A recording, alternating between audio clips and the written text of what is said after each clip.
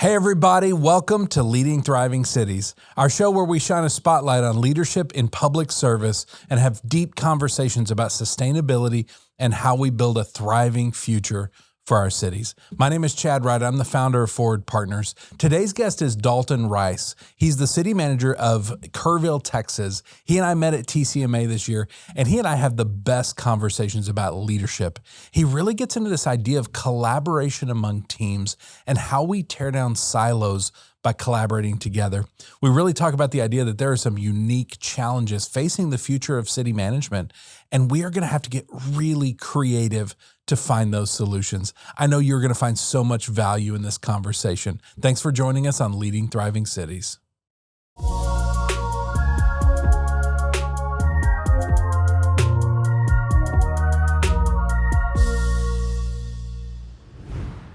Dalton, thank you for joining us on Leading Thriving Cities. We're going to jump right into the first question. Let's do it. You and I, before the camera started, we're talking about the complexity of being a city manager. Yeah. What's one thing you wish people really understood about this job?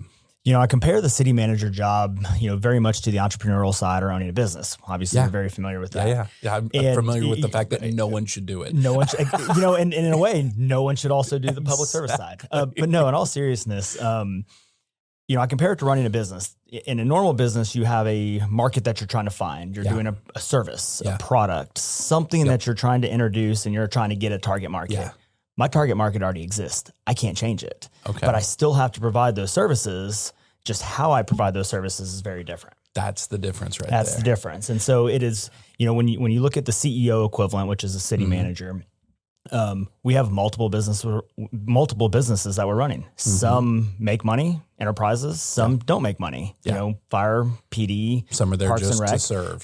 They're there just to serve. And so, really City Hall, in a way, city manager's office is a holding company trying to balance all of these different services or product, if you will. Yeah. And how do we make it into one simple machine? Yeah.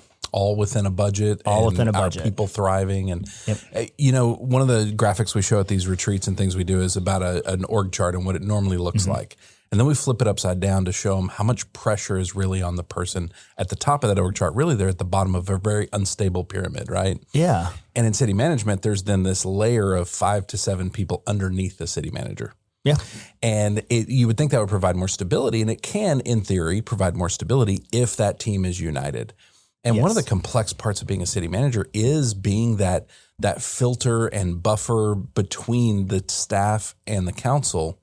And that's such a unique role that I know it exists in terms of CEOs and boards, but it's different because the board isn't random people that decide they want to be on the board. They're selected, right? Exactly. And so I think there's some unique challenges there for city managers. There is, a private sector board or nonprofit board are selected versus a city council who is elected. Yeah. And they're not even necessarily elected by the majority of the population. And so how do you have, and this applies to both citizens and residents that we serve, but also our internal teams. How do you have the greatest impact on the most amount of people while minimizing the negative impact on the least amount of people? Yeah. And it's a constant balance. And so, when you kind of turn that pyramid upside down, I instantly go to leadership, when it comes to that, from dynamic leadership to bottom up leadership. Yeah.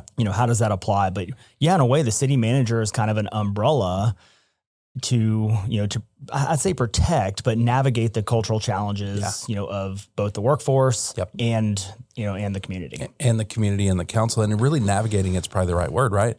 Because there are days, and this may not be your council, but I've seen this across a lot of cities. There are days where it is protect the staff from the council or protect the staff from one council member.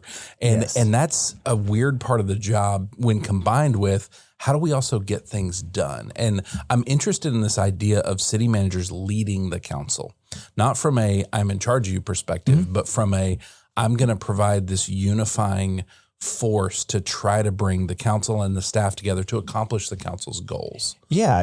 The way I kind of describe that, and I'm sure there's some official terms for it, but leading up. Yeah. You got to lead up. Yeah. And, you got to do it through advice, through guidance, through counsel in a way, pun intended. And, and how you go about doing that changes drastically. You know, I have 5 council members now. We do have a very stable council. We have elections every 2 years, and so that can shift. Yeah. So it's also not just about navigating, you know, the councils now, but navigating some of the future challenges that may persist. Yeah. And for me, I'd say that comes pretty naturally. I'm typically a cleanup guy. I'm the one that kind of seeks out those crazy, you know, councils. You like a good challenge. I like a good challenge. You know, and I like to feel like I feel like I'm good at it. You know, again, it's not about the conflict. You know, we talked a little, you know, kind of off camera about that. It's not about the conflict and the necessarily the challenge. It's about, hey, we have the ability to do that. And when things get kind of tough, I don't ever underestimate the conflict, but we navigate it. And how do we navigate it for the short term? Just like forecasting on a budget, we have to also navigate the political, you know, challenges and the political landscape changing to make sure that we can withstand those ebbs and flows throughout, you know, throughout government. Conflict, when it comes to city management, conflict is such an interesting thing that I don't know that it gets talked about enough. Probably not. Because there's often conflict with the staff and the team that you have to help navigate and get in the middle of. There's conflict amongst the council sometimes that you have to navigate. And like I said, leading up when there's conflict is difficult. But conflict often causes in most of us fight or flight. And the reality is there's almost this middle ground that is most effective. If all we ever do is fight, we're just fighting, right? Exactly. If all we ever do is run away, we're not solving problems. So where is that moment where we know where to push and we know where to back away? That kind of diplomacy point, right? Where we're being the most diplomatic, we're bridging the most gaps. How do you navigate that? Man, that is probably the question of the hour. And I don't know. It changes on a day-to-day basis. Yeah. You know, I think the best way that we as anybody, humans, you know, leaders, emerging leaders, you know, dealing with our kids, I can go into some topics about parenting. I've learned more about leadership through raising twins and my oldest son than I ever have learned about city management. We always tell people everything in leadership comes back to marriage and parenting. Yep, exactly. Everything does. And so, you know, I think the best way to kind of tackle that as you're growing as a person, you know, is look at your attributes, you know, dive into that emotional intelligence, you know, start looking into yourself of how do I gain those attributes that can help me overcome some of these. Adaptability is huge. Yeah. You know, improv to a certain extent, we think of it from comedy, but in reality, you know, it's something that we need to be able to pick up and very quick-wittedly think on our feet, to either make a good decision, a bad decision, or kind of that neutral decision. And sometimes you just got to stick your foot in your mouth and then, you know, de-escalate it and, you know, come back from it. You know, sometimes you got to walk away. And so there's some strategy to it. You're never going to get it right, you know, every single time, or even half the time. Again, it goes back to how do you have the greatest impact on the most while minimizing, you know, the least impact on the least. Yeah. It's interesting too when you think about conflict and having to navigate that. When there's a relationship there ahead of time, it's so much easier. When I'm fighting with my wife, we're going to figure this out. We are not going to let whatever we're arguing about in the moment break 23 years of marriage. If I'm fighting with a random stranger, that is less likely to go well because I have no long-term attachment to this person. So how do you navigate developing those relationships with both council and staff so that when you do have to navigate conflict, it's you have the long-term outlook to want to do it well? Yeah, you know, it's kind of interesting. You know, when you think about that, those that you have relationships, you got the ice picks that you know sting. You know, and you know, sometimes, you know, as a husband, sometimes I feel it. I'm like, oh, that burn. Whereas a stranger, you don't have that. So it's transactional. It's, you know, there's less emotion behind it, which can also be good and bad. And so understanding both the relationship side and the non-relationship side as you're navigating it, I think that can help make decisions based off of what you have. Because if you have a relationship, you can intentionally harm that person, you know, verbally, through the knowledge that you have and the relationship that you have, that trust that you have. And so there is a balance between navigating those cultures. You know, when you come into an organization, especially as a city manager, whether you're a new director, a new supervisor, you know, new city manager, you're having to find those balances. And especially if you can't come in and just clean house, which is not always a good thing. You know, there's time and place for that, but that's not always the case. You have to establish this time that you got to build a relationship while still being productive, while still navigating the political, you know, challenges. Is time the hardest part of that? Because you have, I tell people that are not city managers, you have no idea the weight they're bearing and the amount of pulls on their time. And so is finding time to build those relationships the hardest piece of it? You have to be deliberate. You definitely have to be intentional. So, there's a couple books out there. They all kind of talk about the same thing. Mm-hmm. But, when I first got the city manager job in Kerrville, I've been there just over a year. Okay. I spent the first 100 days building relationships. My goal was to meet, every single person I could in the community that had some type of influence, nonprofits, directors. I wanted to meet every single team member in the community. We have 350 team members, on staff. Yeah.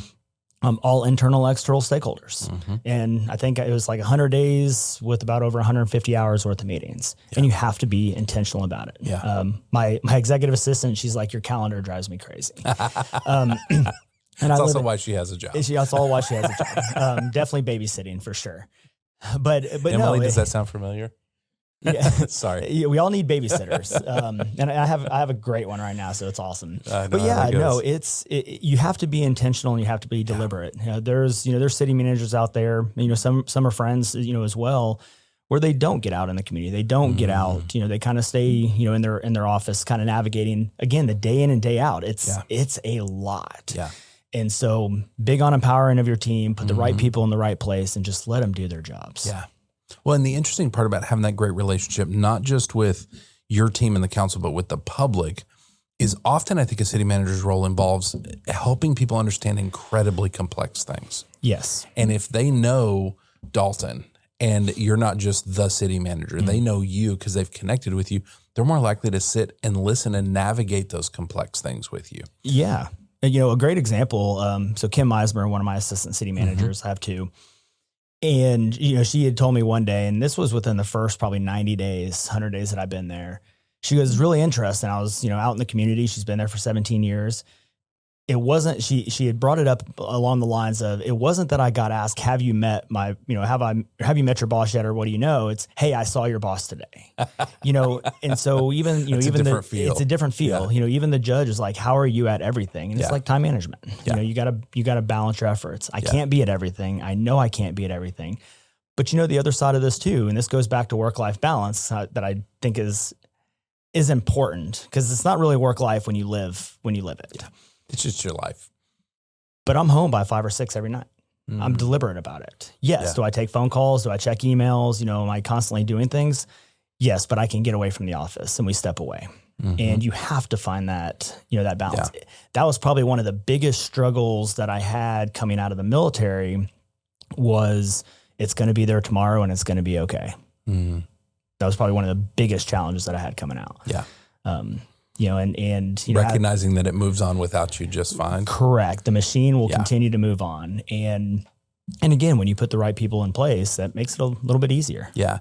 What's interesting is the same thing is true of cities, right? You will probably not retire as the city manager of Kerrville if anything the statistics tell us is true, right? Correct. 3 to 5 years. Yeah, 3 to 5 years is the average. So odds are you may not be. Now you might. Who knows? Maybe you beat those odds. However, whenever you leave, the city of Kerrville will go on. Correct. What's interesting about that is, I'm currently writing a book about burnout and why we continue to burn out. And so much of it is we put unreasonable expectations on ourselves. Yes. And it's so funny how many of our habits and our choices are driven by, well, I have to get this done because, and we put the weight of the city on our shoulders. Yeah. The reality is if we don't get that thing done today, if we get it done tomorrow because it's 7:00 at night, the city's still going to be there. And you would think that would give us more freedom to slow down a little, to be a little more intentional. But often we don't take that. Yeah, it's tough. Again, I spent a lot of time after I officially got out of the military in 2012-ish. Okay. And I spent a lot of time on emotional intelligence, a lot of time, basically being the change that I want to see in other people. Yeah. Being the leader, being the husband, being the parent that I want to see in others. Yeah. It was very deliberate, very painful, but very deliberate. What drove that? The need to be a better person, the want to be a better person. It's not that I was necessarily a bad person. It's just, we have to grow. If we're not growing, we're dying to a very simplistic perspective. Yeah. And I had to be very deliberate about that. And of course, being a parent, that really changed things. My oldest 14, he that was a military, relationship. And he lived with his mom for a long time. And then of course had the twins. Well, then I kind of got sucked into it, on a day-to-day basis. And so there's a lot of stuff that I had to learn, and my twins are complete opposites. Yeah. One of them, they're 6. One of them I can go toe to toe with, and I have to back down. And because you're not going to win that fight. Because I'm not going to win that fight. And it's like taking on the challenges of the world, and it's like I'm getting defeated by a 6-year-old, and you know what? That's okay. And that's okay. Yes. So it's interesting, kind of what we learned. A lot of reading, a lot of, professional development, self-development, and really a lot of just in a lot of leadership discussions, I always kind of, talk about, you got to ask yourself the hard question. You got to accept that often difficult answer. And then you actually have to take some sort of action, which is probably going to be unsettling and suck. Yeah. And you have to do those. And most people, I don't think, in my opinion, don't get past the first question. Yeah. They answer the question, they don't like it, and then they move on. And they don't try to do it because it's easier. Yeah. It's easier to avoid. Yeah. And so for me, kind of, we'll call it, quote unquote, carrying the weight of the world, the city on your shoulders. I don't view it that way. Now for me, it's a lifestyle. It's you have to want to do it. Yeah. And yes, there's of course stressors involved, but if you show up, have integrity, be unbiased. I always, be objective on it. Don't bring your subjectivity to the table. It's amazing what you can get away without stress. Yeah. And so, as we kind of navigate it, you always hear, well, the city manager is going to come in and make their mark on it. I'm going to have a mark. Yeah. We all do. Yeah. But one of my big marks is, how do we make it unchangeable? How do we create a system that somebody else is going to want to come in, that's easy, that works, that is, that they're not going to want to change because it's efficient. Yeah. And yes, there's some things that I do now that I'm like, I wish I would have done it this way. But that's not for the betterment of the organization. That's not for the longevity of the organization. Yeah. We don't want somebody to come in and just have to turn it on its head because, Dalton came in and put his mark on it. Yeah. He made it uniquely him where it couldn't run without him. Yes. And, and we don't want to do that. Yes. And you say unchangeable. What I hear is sustainable. Sustainable. Like you really want to build something that lives far beyond you, that it is better than where you found it. And it will continue to grow, kind of like that human growth. Yes. The city itself will continue to get better and better and better. And that was one of our big, that was our budget theme this year, was Beyond Tomorrow, was to focus on sustainability, not just for our team, but for council, for the community. We had to run a very lean budget and, make some tough choices, decisions this year. And so, how do we start preparing for the future? Yeah. And again, there's things that I'm like, man, I wish I could have that. I'm like, kid in a candy store, but I'm like, all right, it's not time yet. And while I could do it, is it the best thing for the organization? The more cities we're working with, the more I'm understanding that some of the most important work that a city manager is doing in the current era is focusing on that future sustainability, because for a lot of cities, there have been a lot of decisions made in the past that in the moment were fine, but they were not sustainable. Yeah. And now we're having to pay those bills. And now we're looking at a lot of future pain because that was not taken into account. Yep. So how are you doing with telling that story of sustainability, helping people understand and embrace it? When it comes to kind of the internal messaging and working with our teams, a great example, this budget, my fire chief came to me and he's like, hey, I need 6 new people. I'm like, we'll cut your overtime in half and you can have them. And that was, again, a very simplistic, in the moment argument. Yeah. But that being said, instead of just saying no, let's try to find a solution, and not me just find a solution. And I'll talk about that here in a second, because I've shifted my thought process on don't bring me, a problem, bring me a solution. I've changed my way of thinking on that. I gave him basically 5 objectives. And he turned around, and within a week he had another meeting, and the short of the long is they created a kind of a career path in EMS, added a EMS lieutenant. They had EMS supervisors. We were sending firefighters to paramedic school, and for every 2 that were passing, we were losing 1. And so we were spending, a lot of money in overtime just sending people to paramedic school that didn't really want to be there, to be honest. Yeah. And so they ended up just bringing in EMT basics, kind of created a career path through that. And they cut their budget by $280,000 with only a $40,000 net increase a year. Wow. And so we plan on actually telling that story. We're putting together information on what that looks like, because public safety is one of your most challenging ones. Yes. And always. just like police, I'm working on now saying, think outside the box. We can't just keep throwing money at the problem, because eventually I'm going to tell you no. And then that brings a whole nother set of morale issues. Yeah. So for me, it's about throwing the box away. Yeah. And going back to kind of the solutions, not problems thing, what I kind of learned is by putting out there saying, bring me a solution, not a problem, you kind of create this vacuum where if they don't have a solution and they can't think of something, they're never going to come to you. Yes. So then it just dies. Yeah. So now I've shifted that mindset of bring me ideas so we can come up with a solution. Don't bring me a problem. Yeah. So at least we can bring ideas to the table, throw them at a wall, see what sticks, and we can brainstorm our way through it and then come up with a solution. And then it's collaborative, and right? then it's collaborative. And I think that's the interesting piece of that is one of the things I've learned through doing this show is when we ask the question, what's one thing you wish people understood? A common theme in the answers is we wish people understood how complex the problems were when they land on a city manager's desk, even an ACM's desk. Yeah. By the time they get there, they've gone through a lot of really smart people. So part of the role of the city manager, the ACM, is to collaborate and help find those solutions. That is one of the key things y'all do. Exactly. And so I think that collaboration idea of we're going to figure it out, and it may look wildly different than we thought. Because you're right, we can't just keep, like every department I know is slightly understaffed. Yeah. But we can't just keep throwing bodies and money at the problem, because eventually there's not going to be any more money. Exactly. And so we have to acknowledge that and say, how do we get creative sometimes to make this happen? Yeah, and it adds a piece not just for the collaboration, but it also builds buy-in. Because if you have buy-in, then you're more likely to integrate something or implement something a little bit more successfully. Great example, when I came on board, funny thing about org charts, right? They're like, we're kind of running this high performing team type stuff. I'm like, okay, well, let's see what works. The org chart didn't make a lot of sense, so we were trying to process our way through it, or think our way through it. And they're like, well, let's go to the traditional org chart. And I said, okay, if the ACMs have been here longer than I have, I've been on board for a month. If y'all think this is kind of the way to go, y'all know the directors, let's go ahead and put it out there. Yeah. And you thought I dropped a bombshell.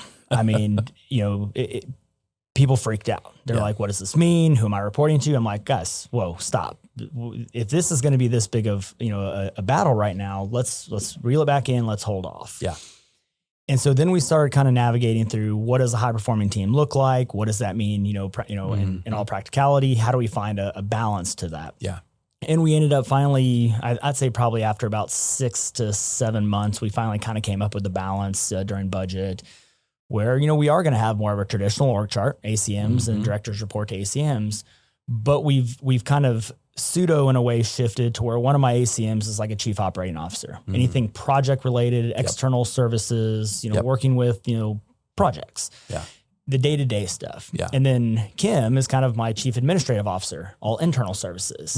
And so even though you are a director that's reporting, administratively to an ACM through meetings and everything else, if you have an HR issue, you go to the person that's going to take care of and handle it the way you need to. Yeah. And so far we've been, I think operating under that probably for about 6 months. Yeah. And it's going well. We're kind of tweaking it here and there. But so far it seems to be working. Yeah. That's one of those interesting creative solutions, right? Let's collaborate on this. Let's hear all sides and co-create something together. Well, and this goes back to one of the things that I kind of wanted to implement on my own was I wanted to bring in executive directors. We have one. I wanted to bring in another layer, of leadership in there. While we could have done it, it wasn't probably the right time. One, budgetary reasons. And two, I think morale reasons. We were still trying to figure some things out. Yeah. Something I still want to implement. So our kind of our senior executive team, if you will, is all the directors. Yeah. And we have a lot in there. And so sometimes it's a big group. It's almost too much. Yeah. And that executive director level would have kind of mitigated that some. Yep. But either way, it's still fine. Yeah. One of the big pushes though that I told the directors is no matter what, silos will be unacceptable. If we create silos, I'm not going to be happy. Yeah. Because traditional org charts, you tend to create silos. Yeah. And so that was one of my big visions was making sure that if we go the traditional route, the silos are broken down. And I think our team has done a great job at, continuing the collaboration. Yeah. We've introduced some employee engagement methodologies and some employee engagement and recognition programs that have really helped kind of break those silos down. Yeah, I like that. So, how many years did you spend in the military? Almost 14 years. 14 years in the Army? Was Army, did infantry for about 3 years when I first got in, swapped over to Special Forces, Green Berets, basically. Yeah. Did that until really 2019. Yeah. And I enjoyed it. It was good. I learned a lot about diplomacy. You're having to operate in areas of the world that, they don't want you there. And so you had to build relationships very quickly. You had to learn how to, operate or be very diplomatic, to a certain extent. You had to learn adaptability. And then I got out and decided to go back into public safety. So I was a firefighter paramedic for a little bit. Yeah. Realized that I wanted to do a little bit more. And these were some of the challenges that I, kind of faced in leadership and, hitting the glass ceiling a little bit. I was working on my degrees at this time and got into the private sector, into healthcare for really a very small stint, kind of doing some cleanup in the healthcare sector side. Yeah. And I accidentally kind of got into public administration. I just fell into it. Yeah. Somebody had called me up. They're like, "Hey, you want a management analyst position?" I'm like, "I have no clue what this is." But sure, let's do this. I needed a job. Let's try it, and fell in love with it. So. Okay. Well, as you came out of the military and you kind of went on that journey of self-discovery and kind of growth and driving yourself, what was some of the biggest areas you had to overcome inside yourself internally in order to be able to grow? Man, we talked about some of those. Some of the takeaways: never forget where you came from. My 100% is not your 100%. And that one was a big one for me. And so as weird as this sounds, as I kind of walk around, you see this percentage bar above people's heads. And it's interesting though, because when your percentage bar is you're high energy. I think that's definitely high. Yeah. I'm definitely high energy. And so one of the things that I had to realize was, while other people may still have that level of energy, their 100% may not match my 100%. Yes. Does that take away from who they are? Absolutely not. Yeah.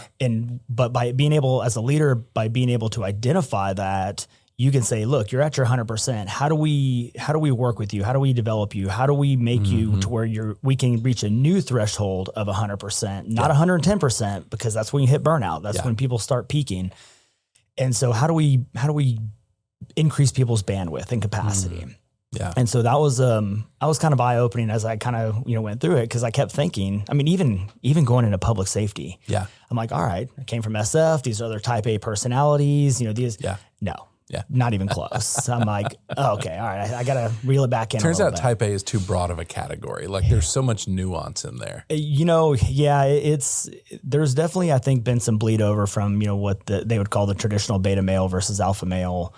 That's a whole different podcast, but yeah, it's definitely interesting and having to navigate that was pretty tough.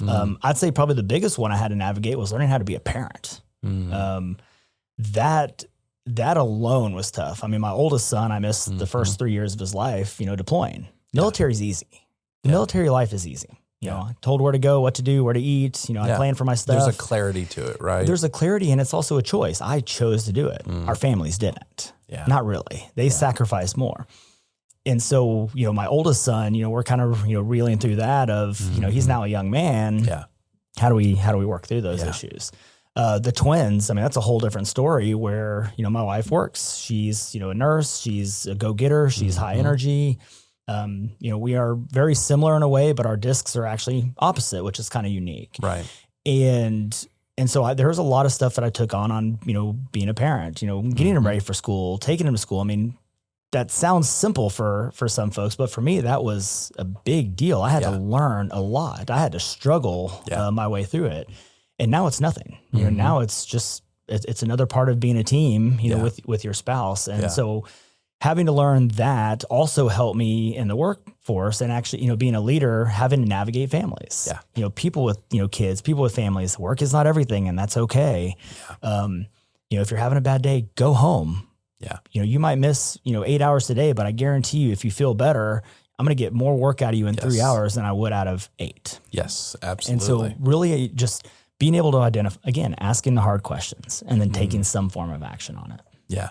It's interesting as you go through that growth path of discovering and taking on new things. Parenting forces us to do that, right?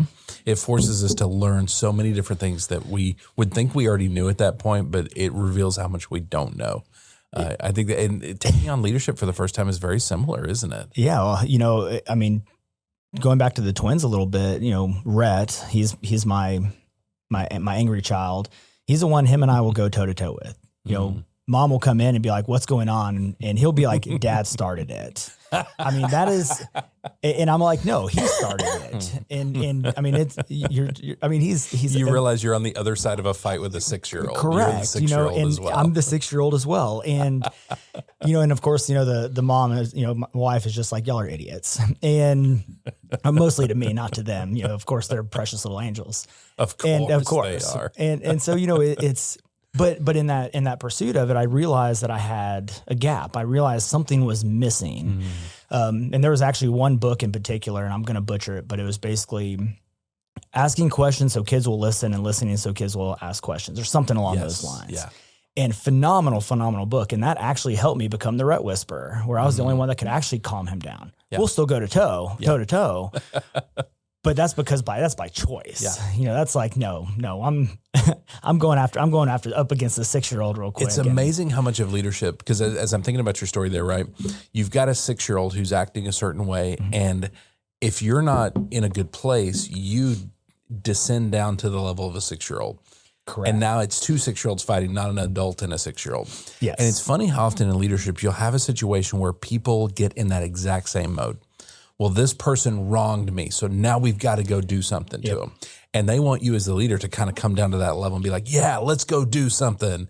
And in reality, you have to be the one going, hang on, let's ask questions, let's understand this. It's probably not the way you're framing it, Yeah, so the best way to sum that up, and I think what really helped me, and I'd say the military probably helped with some of this, is your level of confidence, right? And so the best way that I can prove, or simplify this is you have nothing to prove to anybody but yourself.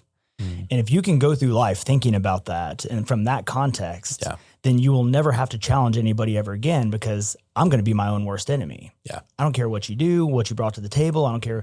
Everybody has some value or some flaw or something, but I can't control those. Yeah. But I can control mine. And so as I go into these situations, dealing with people with lots of money, political influence, power, all these people that can walk into a room and have presence. Well, I do too. Yeah. But I have nothing to prove to anybody but myself. Yeah. So I don't care how arrogant you are. I don't care, how naive you are. I don't care how smart you are. You want to be the smartest person in the room? Fine. Be the smartest person in the room. Yeah. We'll prove that otherwise in other conversations. But I think that's a lot of insecurity, and there's imposter syndrome to that. We all have imposter syndrome. I have it too. We all get it, but how we overcome those. And I think that was kind of a big, I'm going to say, influential factor of, if you don't have to prove anything to anybody but yourself, you're going to be okay. There's a clarity to, no matter how the situation goes, I'm fine. I'm complete. This situation and the result of it does not speak to me and who I am. I am complete. I'm whole. I'm fine. Yep. There's something to that allows you to then speak truth and be more diplomatic and understand that maybe the way to get what we're after is a little bit of a retreat so that we can go around the other side. Yeah. And often people get so locked in. I was talking to somebody one day and they were really wrestling with another director. They couldn't get it to work, And I said, well, can you retreat just a little? Give them what they want in this area and see if it changes the interaction. That idea of retreat, like I could just hear it on the phone, like the gears grinding in their soul. They're like, no, I can't retreat. Yeah. Because we see it as loss. But we are playing we're playing an infinite game, right? Exactly. We're playing this game where the goal, Simon Sinek talks about in his book, this idea is just to stay in the game. Yep. There's no win or lose ultimately. And that's where your team comes into play too. Our leadership team, or our executive leadership team, which is Kim, Michael, and our city attorney, Mike, we are very different personalities. Yes, you are. And that's good. I met you and Kim at TCMA. Yes, y'all are wildly different. We are completely different. She provides, structure and balance and clarity and that's how she is. Yeah. Michael Horness is kind of, him and I are I'd say, very similar in a lot of ways. But when I'm bad cop, he's good cop, and vice versa, and it just kind of so happens to flow that way, because we'll go into meetings where he is a lot more calm, cool, and collective when it comes to certain things in other areas. When things get really chaotic, I'm more calm, cool, and collective. Yeah. But if people rattle off certain, I'm trying to think of some meetings, like, people will rattle off something, well, I'm very direct, sorry for my manners. I'm like, well, me too. And so we can have a conversation. Can we both be direct now? Can we both be direct now? And a lot of people don't like the two-way street of that. Correct. And unfortunately, I'm going to test that theory because I'm okay with that. Yeah. So we are very wildly different. And especially with my peer, who, the city attorney, we have a great relationship in two completely different people, which is needed. I don't need 10 me's. One of me is plenty. That realization for leaders, it's funny early in leadership how we think we need more of us. Yeah, no. And if we're self-aware at all, we very quickly learn, no, we're good. One us is enough. Let's get people with wildly different talents. Exactly. And that's where it really comes out for leaders is, and this is probably an area that I can, still get better at is providing expectations, managing expectations, trying to provide that clarity. What do we want? How do we want to do that? Yeah. I always kind of joke around, people know me, be brief, be bright, be gone. Like that sums up my meetings pretty much to a T. Yeah. Be brief, be bright, be gone. Yeah. And there's more to it than that, but sure. But we'll go into, meetings with vendors, a director has vetted them and, and all this, and they're like ready to do a presentation. I'm like, no, show me the numbers. If the director likes what you have to say and you're sitting in this, give me the brass taxes. I don't need a sales pitch. Yeah. Yeah. And that throws people off sometimes, I can imagine it does. But I'm like, time is valuable for everybody. Yeah. I don't want to waste your time if I already like your product and my director likes your product. Yes. I'm going to give you your time back. Yeah. But yes, the self-realization and, the self-awareness, I think, is what a lot of leaders lack. Yeah. And I think that intimidates a lot of folks too, because if you got somebody who's in a management role or a leadership role, they have nothing to prove to anybody but themselves. They can walk into a room and have presence. They're okay to be vulnerable and talk about our weaknesses and talk about our failures. That throws people off. People are not used to that, especially other leaders. Yeah. And so when you have emerging leaders that are that way and their director may not be, sometimes there's conflict there. I think what's interesting is you have a version of that's not actually that. You have a version that is, I'm pretending like I have nothing to lose here. Correct. You have a version that is lacking vulnerability, and that becomes tougher. You got to have authenticity, and that's, being genuine and, having authenticity. Yeah. It's one thing to brief the right words and to pretend to have it. It's another thing to live it. And I think that's where a lot of people, again, my opinion, just from my experiences, where people get stressed out and then the weight of the world is carried on them because they're trying to be something that they're not. Yes. And, they want to be that leader that doesn't micromanage. They want to be that leader that, that is there for the people, that's genuine, that talks about their feelings and emotions, but then they can't. And then that weighs on them. So sorry. It happens. Allergies they're killing me right now. Pick a temperature, cold or hot. Pick one. Four seasons in one day. Oh, I was born and raised in Texas. You know how it is. I know how it is. But yeah, so no, I think the authenticity is what gets a lot of leaders is and especially too, in this world of professional development and all the things going on and how do we become better leaders? Yeah. If you write those off, you're that guy. Yeah. So you at least have to pretend to be a part of that and, and be that, the buzzword servant leader. Yeah. But then most can't. Yeah. And I'd be curious to see the percentage of those, who couldn't do it, but I'd be willing to bet it's probably a pretty high number. Oh, it's a huge percent. It doesn't last. The thing is, if we're showing up and pretending to be something, we're lying to people. And ultimately, if you're lying as a leader, it will come out very, very quickly. Exactly. It happens fast. It does. So you chose public service when you went into the military. You are now in a career of public service. If you had to go back and talk to somebody that was thinking of getting into public service, somebody that was younger and looking at it for a career, what would you tell them? Do it sooner. I wish I, knew then what I know now. Yeah. I probably would have gotten into public administration a lot sooner. I probably wouldn't have probably wouldn't have delayed it so much. Yeah. I just didn't know. And so I kind of took a really roundabout, I mean, my bachelor's is in business administration and law, and my master's is in healthcare quality and organizational development. And now you're a city manager. And now I'm a city manager. What's the advantage of starting sooner? Well, I think there's pros and cons. So I'm a contrarian by nature. I hadn't noticed that. Yeah, no, not at all. Not at all. The advantage of it is just like the military, you get to grow up in it. I've already had a career. I did 14 years. Yeah. And so I'm able to bring some leadership to the table, that you would otherwise learn as kind of a linear path. And so by having a linear career path into it, there's a lot of advantages to that. You get to start small, you get to work your way up, you get to have diversity throughout throughout an organization. Yeah. There's a lot of value to that. The other side is, and I realized it pretty quick.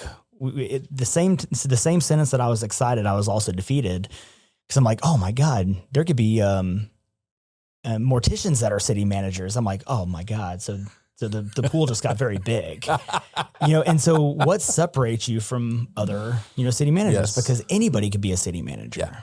Yeah. It's leadership. And smaller the city you go, the more day to day you deal with. But anybody could be a city manager, whether you're a linear path or whether you're a non-linear path. And so for me, I wish I would have had in my mind, hey, I want to be a city manager one day sooner. So that way I could be very targeted on my, my skills, my certifications, my degrees. That is one of the neat things about it, though, is there is this almost infinite amount of paths to a city manager's office, right?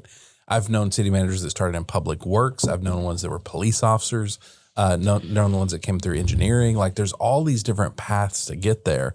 And I'm trying to think if I've known a parks director that became a city manager. That would be a fun place to work for, would be my guess. But I really love that diversity of there is no one path. No, there's not one path. And again, I took a very nonlinear path. Where I do think that there's more advantages to the nonlinear path is you get exposure outside of government. Yeah. One of the big, I'm not going to say challenges, but opportunities that we have with our directors, some that have been there for 20, plus years, is starting to think like an entrepreneur. Yeah. Run your business like you would run a business. Let's put a financial model together. Hey, well, we want to do all these projects. Well, let's go and issue some debt if we can. Let's show the progress. Let's show the losses for the year. Let's show the benefit. Let's run it like a business. And so we're in the process of kind of creating some internal classes on entrepreneurship. How to do that. How to run a business. Yeah. Because it's a mindset as much as anything, right? It is. I mean, and when you grow up in government or in any industry, that's what you know. Yeah. And until you start kind of seeing the challenges of things on the outside, whether that's running your own business, seeing diversity of industry, you really get an appreciation of when you get in there, like, okay, there's its own set of challenges, but you're able to kind of take from a lot of different experiences, across the board. It's my turn to be a little bit contrarian. I think in the private sector, you do encounter a lot of people who are entrepreneurial, right? They've learned that, but then there are still a lot of people that are very much like your average public servant that just wants a clear path. We always do it the same way. We never change. I think it's a mixture, and I've done so much work as an entrepreneur and with entrepreneurs. There's something unique about that mindset that I think says anything is possible. Yeah. And that's the thing. If we can get our directors throughout a city structure believing anything is possible, that's where the creativity starts to really generate, right? It gets exciting. I think entrepreneurship is unique, and it is so very valuable. And I agree, it can be taught. Yeah. Yeah, no, I agree. And I think, when you start looking at cities, I think the cities, large or small, the more collaboration there is throughout all stakeholders, I think the better off it is. Yeah. Walking around, the city and people knowing who you are, not just knowing who you are, but they know like, hey, let's have a conversation. Getting out and talking, about water, talking about some of the challenging issues. I always joke around, I'm going to set up the city manager punching bag. We want to have those conversations. And our community knows, I don't care what group, institution, doesn't matter. If you want me to come and talk to you, I'll come and talk. And I don't go with prepared speeches. I don't go with prepared items. I don't even go typically with notes. because I either know or I don't know. And if I don't know, I'm going to follow up and we're going to get that information. But I love going into just open town halls and letting people ask the questions, because what's the best way to get a pulse on the city? Ask the hard questions. Yeah. And, you know, there's some value to standing up there and being like, I don't know. Yeah. And we'll figure it out. But, you know, I've learned more, you know, more talking with our community, you know, stakeholders and community members. You know, again, like I said, they appreciate the candidness. They appreciate the opportunity. You know, they haven't had that before. People actually like the vulnerability of someone, a leader, especially saying, I don't know, but we can figure it out. Exactly. And again, that comes from that place of completeness. If I'm not trying to prove that I'm okay, that I'm enough by having all the answers, I'm okay saying, yeah, I don't know. Let's go figure it out together. Yeah. You know, and I do want to, you know, lead with this too, because, you know, one of the, I'd say the other learning points that I saw coming out of the military, you see people successful. Yeah. And that weighs people down, because you're like, man, when is it my turn? You know, how do they do it? You know, they're wildly successful. They've done this, but they failed. 9 out of 10 times they probably failed. And so I failed numerous times. I've hit rock bottom numerous times. You know, I've struggled in life and parenting and relationships and, you know, in the job and the career. That's okay. Yeah. You learn from that. And so I always tell people, as we're sitting up here, you know, talking about the successes, talking about all the stuff, you're going to fail, and that's perfectly okay. Learn from those failures. Yeah. I mean, when I talk with education, which I'm surprised they still let me talk with education, but you know, I barely graduated high school. Yeah. You know, and so I love talking to CTC programs or technical programs. Yes. You know, I love mentoring, you know, some, you know, I'd say troubled youth. Cause like, dude, I was you. You and I share the barely graduated high school club. Yeah. I'm the vice president. Yeah. It's like, you know, hey, I was you. You know, pull your head out of your butt and let's figure this out, because you can still be successful as long as you don't make, you know, permanently damaging, you know, choices. Yeah. You still have a path to success. Yeah. You know, and you got to take it. You're going to fail along the way, and that's okay. I like that. So speaking of the idea of asking the hard questions, what are things that cities need to completely rethink? What are the hard questions that need to be asked in order to create a sustainable future for their teams where their people can genuinely thrive? Man, I almost want to complicate this. It's a multifaceted question. And so kind of breaking it down into 2 parts. Yeah. You know, we kind of talked about that a little bit earlier. You have from the city manager down. So all your team, you know, the staff, those that provide the services, and then you have city council, city manager, city council, and then the community.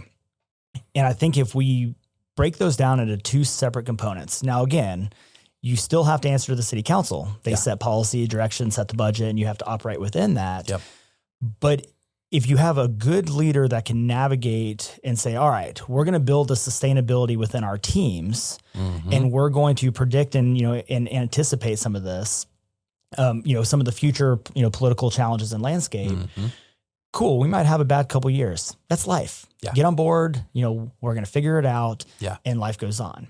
But I think on the other side of the coin is there needs to be a lot more community involvement.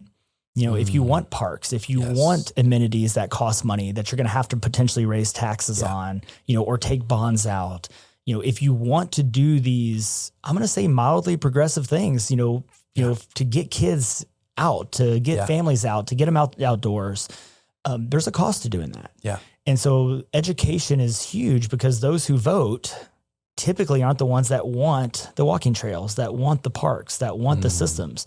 And so there's a huge misinformation campaign that goes around in every city to a certain extent, especially when you start issuing bonds, when you start issuing debt. You know, people don't understand how it works, do they? They don't. They don't have a clue. And, you know, like our park system, you know, we have 1,000 acres of parkland. You know, we have a huge park staff, but guess what? It's a loss leader. You know, it doesn't necessarily make money, and it's an amenity, multiple amenities that we provide to our community. But people will choose to move there because you have nice parks. Correct. They will choose. But then when they say, well, I don't want to raise taxes, I want to fix my roads, what's the first department that typically goes? Is parks. Yeah. Because you can only cut costs in areas that are that are expense heavy. I can't add more revenue. I can't create blood from a turnip. Yeah. You know, and so navigating all of this stuff and the sustainable change is important, both culturally and, monetarily. This year, for example, we only increased our budget about 4.7% across the whole city. $142 million budget. Most of that was salaries and staff. Our departments are running very lean this year, very lean. But we were able to add about $3 million into sustainability, fixed asset replacement, general facilities fund, things that hadn't been done before. We slowly started restricting little things. And this is where the cleanup side really comes into play. Yeah. Great example. We were charging our credit card merchant fees. We were subsidizing it basically to the tune of $250,000 a year across the whole city. That adds up. And yes, is it a tough decision to have to go and say, hey guys, sorry, we're going to add 3% onto your credit card bill. Yeah. So, so sorry, but that's okay because in the news cycle passed, we were able to, cut some costs, unnecessary, costs there, but we had to make a tough decision on that. And ultimately this is where council comes in. Council ultimately had to make that tough decision. Yes. The big difference between the public and private sector is, as a CEO, I still have somebody that I have to answer to more so than a board of directors. Yes. Because they set the policy and the budget. I can only bring them what I call the good, the bad, and the ugly. And I think that's what's very different is I don't just bring them an idea. I have to bring them, all right, here's the good, here's the bad, and here's the catastrophic. And we recommend this, but it's up to council to ultimately make those tough decisions. Yeah. And I think cities set themselves back a little bit as the political landscape changes. But by breaking it up into two prongs, and if you start preparing for some of those political challenges, withstand the change or keep it sustainable, then it doesn't matter what city manager comes in because they're going to be able to withstand or be sustainable through those operations. And that's ultimately the hard work of a city manager is your staff and your team, you're trying to build an engine that is going to run efficiently and sustainably no matter what. Yes. No matter who's on council, no matter who's in the city manager seat, this engine is built to run. And that's where it can withstand the hard years. It is. And that's why not overly putting our unique leadership onto it is important because a new city manager is going to come in and be like, why did the city manager do that? And they're still going to do that. We all do it. Yeah. But if you do things that are so far outside of the box, then if you build an engine that literally only Dalton can run, correct, you've not set the city up well. Exactly. And then every 3 to 5 years, it's having to push the reset button. And again, when you look at some of these cities, the more politically charged cities they are, the higher the turnover is, whether that's by choice or not by choice. Because it goes back to how many people really want to deal with conflict. Does being a person who doesn't mind dealing with conflict and loves a turnaround or a rescue job, does that make you uniquely equipped for a job that has a 3 to 5 year lifespan?